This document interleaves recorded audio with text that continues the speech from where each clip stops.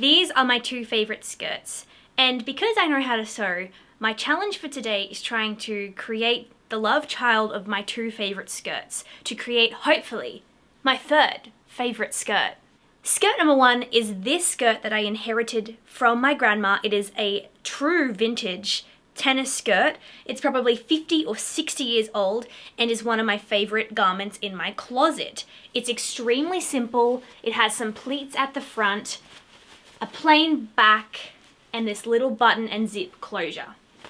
I like it. Skirt number two is this maroon T-length skirt that has pleats all the way around the top of the waistband, and it has a little fly and zipper closure at the side. I've turned it inside out so that I can fully inspect what's going on. And do I understand the mechanisms and the construction yet?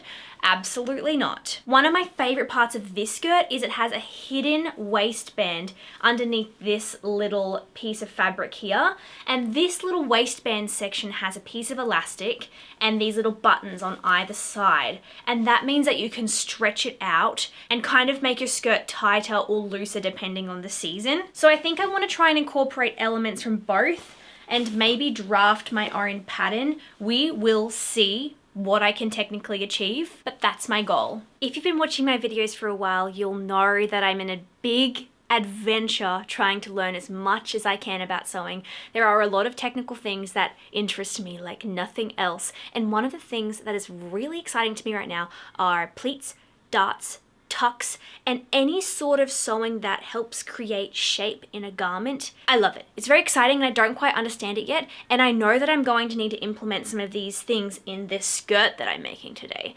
So I had to take a little online class to see if I could learn and understand the principles of this more. I've been taking a class that goes into the actual construction of pleats, tucks, and darts, and how to create and use these mechanisms without a pattern, which is perfect for my project today. The class breaks down all of the construction techniques that you need to understand in order to achieve pleats, darts, and tucks, and I've been finding it very helpful to just go slowly through each technique and download it into my brain. The class that I've been taking is called Sewing Without Reading a Pattern, Pleats, Darts, Tucks, and Couture Stay Stitching by Marcy Newman, and this class is on Skillshare. Skillshare is the largest online learning community for creatives with thousands of classes led by industry pros in film, illustration, graphic design, photography, creativity, productivity, and so much more. I've personally taken a huge variety of their classes and I find them all to be very informative and valuable for my own practice as a creative human. Though I have been taking Marcy's class on pleats, darts, and tucks, I've also been really interested in taking another class at the moment called Productivity for Creatives, Build a System That Brings Out Your Best by Thomas Frank. Because I work by myself and at home, sometimes I do struggle with productivity, so it's been really good to listen to this class recently and take some notes and learn from people who are better at it than me. There are so many classes that interest me on Skillshare. But if you're someone that just wants to delve into a new hobby and you don't know where to start, Skillshare also have learning paths, which are sequential class collections that will walk you through a skill from beginner to advanced level, and you can learn it all in one space. I highly recommend jumping into a learning path if you don't know where to start. But whether you want to take single classes or you want to go through learning paths, invest in yourself this year and pick up a new hobby that you've always wanted to try and start learning these skills with Skillshare. I love learning on Skillshare, so I'm stoked that Skillshare have a great offer for you. The first 500 people to click the link in my bio will receive 1 month free of Skillshare. So jump on that, get into that new hobby you've always wanted to try, learn a new skill, check it out. It is so worth your time. Thank you so much to Skillshare for sponsoring this video, and why don't we get into some pleats, darts, tucks, and couture sewing? Let's do this thing. Okay, so the more I think about it, the more I just want to recreate this skirt rather than the other. I've never made something like this before, so I'm just going to break down what I need. I think the front and the back are the exact same. I hypothesize they're just big rectangles, and they have 4 large pleats that are top stitched on the top. A regular zipper, probably about 6 or 7 inches. Zipper fly. Oh, and 1, 2, 3, 5 buttons, and a few inches of 1 inch thick elastic, and a waistband. Okay, I made a few toiles of this skirt pattern just to get it right, and if you've never heard that word before, it's a French word which basically means an early version of the garment, and you make it up in cheap materials so that you can kind of perfect the fit and style of the garment. Okay, after 3 toiles, I've reached the promised land, I think. The first toile that I did was pretty dang close. I cut it out of this tiny rectangle, and the only thing that was wrong with that was that there was not much volume in the side seams. And so then I decided to try and cut it as an A-line skirt, and then I immediately realized that when you cut an A-line skirt, you need to have a curved hem, otherwise it's going to droop down at some stage of the hem just because it's cut on a curve. And this maroon skirt, which I love, love, love, has a straight hem. It is as straight can be. So I decided to measure the length of my hem, cut my rectangle that dimension, put in all of my pleats at the top, and then cut where I wanted the waist to sit, and then just taper that off to the side seam, making sure that it was straight at the bottom. So it kind of tapers off for about 20 or 30 centimeters, and then it's straight all the way down. And looking in the mirror, I feel like this is just about the perfect amount of volume when referring to this skirt, which I'm trying to replicate. So yeah, I think I maybe can cut this out of the main fabric now. Let me know if you have a question about any of that process, because that felt weird to explain. Yeah. Sorry. For the skirt, I was working with a thrifted dark greeny brown suiting, and it had a slight elastic property to it, so I made sure to try and keep it as straight as possible. I marked where the center of the skirt was and made my first box pleat, which sits right in the center of the skirt, and on either side of that box pleat are 2 regular pleats that face out to the side seams. I marked them with chalk, then I folded them over, pressed them and pinned them down so they were ready to be stitched. Then I marked with chalk where I wanted my stitching lines to go to.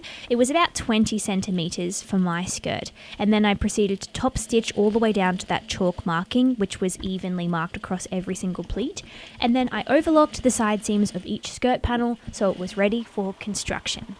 I was just about to put the pleats in the second part of my skirt, and I thought I would just show you the skirt first. So in case you want to make it yourself, you can see it's a big rectangle with the slightest taper up at the waist. For me, this is about 1 meter wide, and the length of the skirt is about 90 centimeters, but this could be super customizable depending on the kind of pleats you want, how many pleats you want, your waist measurement, your height, all of such things like this. But basically, all you need to know is that it's a rectangle.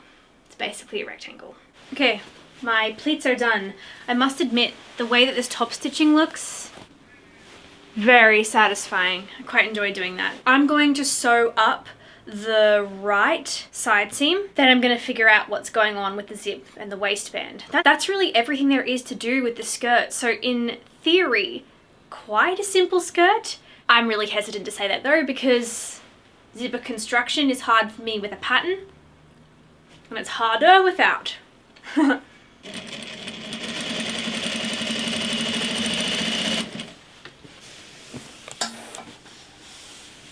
Okay team, I'm about to do the side zipper. I could just insert it pretty regular style, but I really want to try and emulate whatever this skirt has. I'm going to show you what it is and talk through what I can see, and maybe you can help me in the comments if I mess this up, which I probably will. Okay, this is the side zipper. On this side here, there is a fly, much like what you would find on jeans. And on this side here, it's just kind of attached to the side of the skirt. And when you zip it up, a portion of the skirt covers the zip. And then there's a little bit of an overlap on the waistband. I basically just mucked around with the zip placement for the next hour or two trying to figure it out, and I just couldn't. I literally failed. I unpicked so many times. And I decided to include it in this video because sometimes it's probably good to see that people make mistakes, and I make mistakes. It was super annoying and disheartening, and honestly I had a mental breakdown after this. But rest assured, I did figure it out the next day. Okay, I just experimented with the zipper fly situation for longer than I would have liked, and I feel a little defeated. Like, it's on, and it's fine. But basically, I'm not in love with it. I think tomorrow I will simply add a waistband and hem it and call it a day. And maybe this one isn't perfect, and that's okay. And the next one will be better. I feel like I say that in every single YouTube video, but whatever. I'm gonna go have a break. And by a break, I mean I'm gonna stop for the day. And I'm gonna come back to it tomorrow. Okay, hello. Yesterday was a little bit rough. I ended on some really bad terms with this skirt. And maybe had a little mental breakdown. But I have done nothing but think about how to improve my sewing mistakes. And today I've given myself roughly 2 hours to see if I can make the skirt work for me. In my attempts to make this skirt fit, I did cut some of the side seam allowance off, and it maybe is too small now. That is an issue I'm not going to worry about too much. What I really want to achieve is a beautiful side zipper moment, and I guess just putting a waistband on and finishing it. And I'm okay if it's just a toile and it's just a learning experience rather than my dream skirt that I'll wear forever and ever. Where I went wrong with my zipper is that I just tried to freestyle it, but it's actually extremely simple if you just Google it. It's called a lapped zipper, and it looks like this. It has a little bit of an overlap so you can't see where the zipper is, and I've also attached this fly piece on the back so that when you open it up, it's got a little bit of an overlap. It's extremely easy. I'm actually just going to put the link to the tutorial that I followed in the description because it will be better than anything that I can do here. But that is what I'm going to do in my skirt. I'm going to start with that and then we'll move on. Some of you are probably watching and you're like, oh, it's so simple. It's just a pleated skirt with a little side zip. And I know it should be so simple, but truly, things are not simple until you understand them and can do them on your own. Even if it looks simple, it's like, it's still challenging if you don't know how to do it. Sewing is a journey, guys. Let's do a lapped zipper. Honestly, you should go watch the other tutorial video, which I have linked. It's heaps better than this, but basically I sew the side seam of the skirt all the way up until where the zip is going to go. Then I press that seam allowance out, including the seam allowance at the very top where the zip is going to go. And then this is kind of magical, honestly. I flipped it right sides facing me, then put my zipper underneath it, and you literally just top stitch that zipper down. Like, literally. It was so easy. I used my zipper foot so I could get as close to the zipper as possible and then just put my fabric all the way to the edge of the zipper.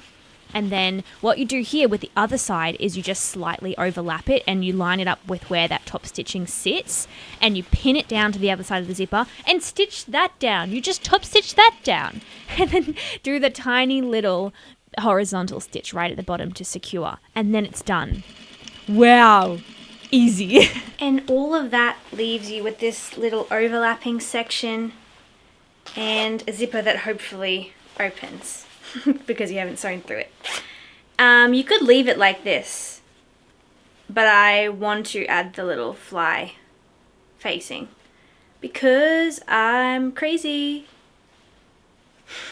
and I want it to be exactly like my favorite skirt. For the fly facing, I overlocked the straight edge and the curved edge of it and then just placed it so that it would be overlapping like this, and then I pinned it to the tiny bit of seam allowance on the back panel of the skirt. And this could be incorrect construction, but I do feel like it looks similar to the skirt that I was copying, so I'm happy with it.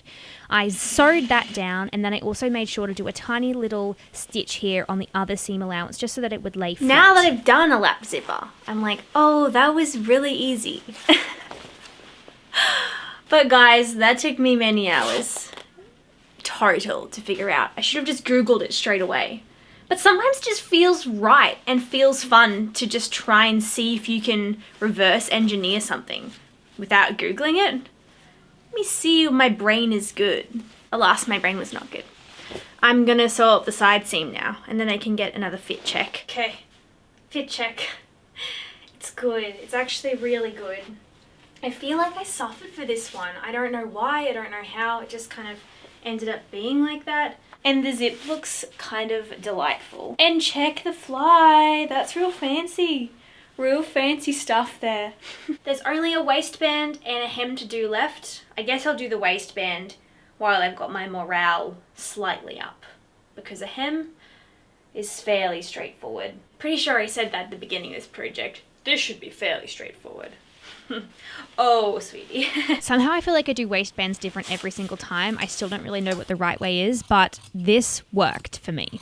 I just cut out a rectangle that was bigger than the waistband of my skirt, and then I folded in either side of that waistband. I also realized at that stage that I should add interfacing, so I did.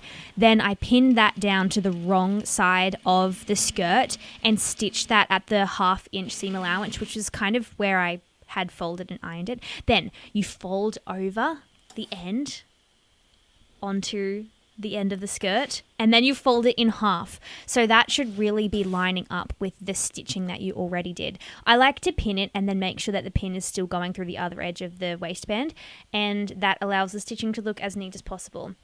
And then I literally just top stitched that waistband down, and voila, it was done. Okay, now that I've got a waistband on, I'm going to try and recreate this awesome mechanism at the back of my skirt, which is just a tube with a little piece of fabric that has 2 buttons and some elastic, and that just allows for some adjustability. So I'm just going to try and create this tube and this piece of fabric, and then I might need to go to my boyfriend's house to sew my buttonholes, because the buttonholes on my domestic aren't working. To make the waistband tunnel, I cut out a rectangle of fabric. I overlocked both of the long edges. Then I folded it in half and sewed it into a loop, which I did not picture here. Then I sewed that loop onto my waistband, sewing right in the ditch. So that way, when I folded it over and tucked all the seam allowance in, it would sit perfectly with the waistband, which you can see in this clip here. I then top stitch it down, creating a tunnel, and then I made my little pieces that would be sticking out of the tunnel. For me, I did this little arrow design. I stitched it together. There are 2 pieces of fabric there. Stitched them at like 1/4 of an inch, and then clipped the pointy edges of the seam and flipped these right sides out, making sure to get all of the points out as crispy as possible at the end. And then I just gave it a very good press, of course. Of course, who wouldn't give it a press? The best part of sewing. So basically right now I'm just trying to measure where I want these little tabs to come out and how much elastic I want to be in this middle section. And then there will be buttons here and 1 more set of buttons there. After measuring the elastic, I just stitched it on like crazy, man. I went crazy town on that elastic. And I just stitched it both sides to either tab. So in theory there'll be no elastication when the buttons are just like this, and then if I want to go to the second button, there'll be a little bit of elastic to keep the waist tight. I could basically be done with this now if I just did a regular hem, but I think I want to try a blind hem. I think I'm going to give it a go. I've already overlocked the edge, and I watched a few TikTok videos on how to do this, so we'll see if that paid off. Okay, yeah, I can do this. I just practiced. I can do this. For the blind hem, I overlocked the raw edge of the skirt and then just pressed it like I regularly would for a hem. And then I folded that over to the other side of the skirt, the right side of the skirt, and pressed it like that. Then I pinned that all the way around the edge of the skirt, like this. For settings, I've got it on a 3 width, a 3 length, and the blind hem stitch. Hopefully you can see in this clip here that the needle basically sews all along that overlocked edge, and then every few stitches it will jump up to the main fabric to secure it there, and that's what makes the blind hem. I then just gave it a really good press so that it would look as seamless as possible. Here is the skirt. I'm really happy with the blind hem actually. I think it adds a nice touch. I like how it looks on the bottom of trousers and such things like that, so it's kind of nice on this. I can definitely improve on the blind hem, but it looks pretty good. Anyway, the final step now is adding my buttonholes and hand sewing my buttons on. So I'm gonna go skedaddle to my boyfriend's house and use his sewing machine, which has a really nice buttonhole mechanism. And then this is done. I spent more than 2 hours on it today, but I kind of got into the flow of it and I was like, oh, it's working now, so may as well finish it well. Yeah. Okay, I am back from my boyfriend's house. I have successfully done my 3 buttonholes, hand sewed all of my buttons in. There are 5 buttons in this, believe it or not. And I finished everything I needed to finish, like adding the little waistband thing and the blind hem, which maybe I already told you about. And I'm very pleased with it. I did not actually know if I was going to finish this project. Last night I was in a bad place with this. There are weirdly a lot of techniques in this skirt that I've never really worked on before, although it is fairly simple. It's basically just a rectangle with a rectangular waistband. It really stretched me and made me use my brain. Anyway, thank you so much for sticking with me in this project. I was kind of losing my marbles the whole time. I think I feel a lot of pressure to try and get stuff right the first time when it's on YouTube, because it feels like that is where the value lies in getting it right. I know in my heart that it's important to share mistakes, and it's kind of interesting just to watch people document their projects even if they go badly. But it's hard to apply that grace and understanding to yourself, especially as a creative. But I'm trying. I will get better at it. Anyway, enough yapping. Thank you so much for watching. I appreciate you a lot, and I also hope your projects are going really well. Usually I ask what you guys are working on, and I do love hearing about that, but today I really want to know what your favorite ice cream flavor is. Ice cream, gelato, frozen yogurt, whatever your version of that is, let me know. My favorite flavor at the moment from Messina is pear and rhubarb in a cone. So there you go. Thank you for watching. I will see you guys in the next video, and now I'll show you the skirt. Yay!